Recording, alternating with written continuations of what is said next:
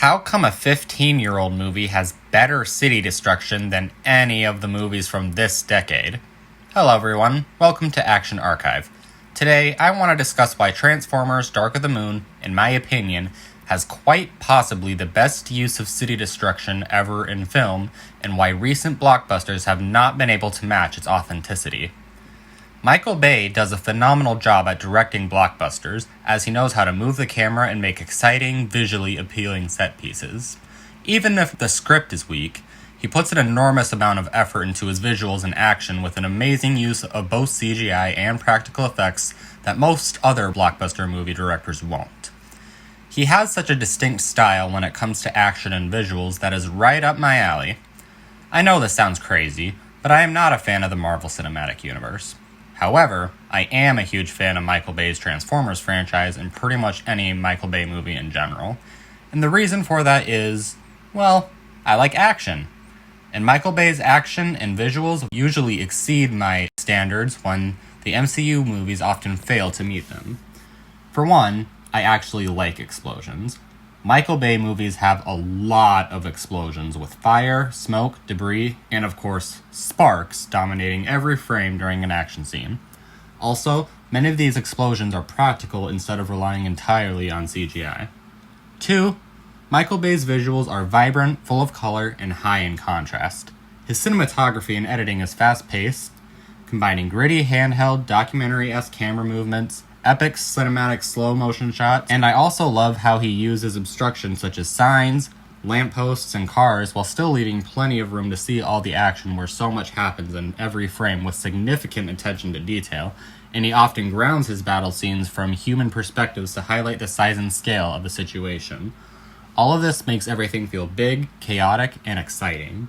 In contrast, Marvel's visuals are dull, lacking in color, lacking in contrast, feel artificial, rely too much on CGI, and all of it is captured with generic camera motion. 3.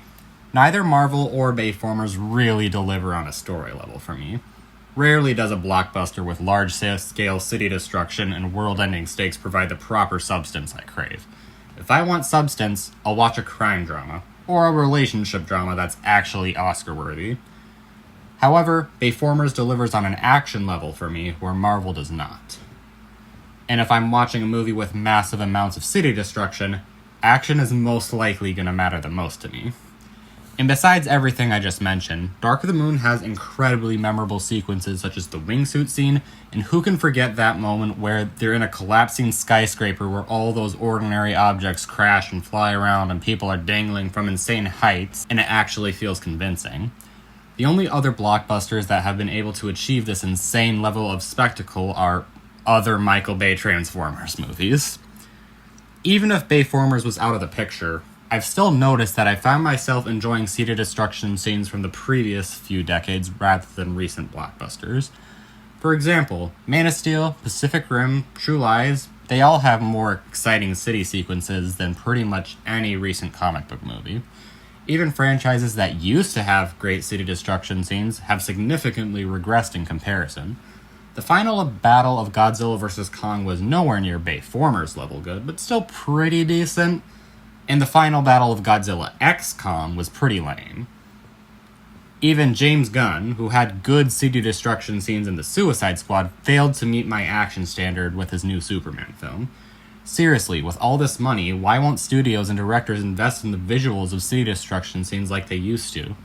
Where is all the authenticity and excitement that we used to see in big blockbusters? Blockbusters used to push boundaries with visuals and action in order to feel big and exciting. And nearly all of that has been replaced with cheap, lame CGI spectacle that feels mass-produced from a factory. Anyways, those are my thoughts. Be sure to leave yours in the comments below. Until we meet again, this has been Action Archive.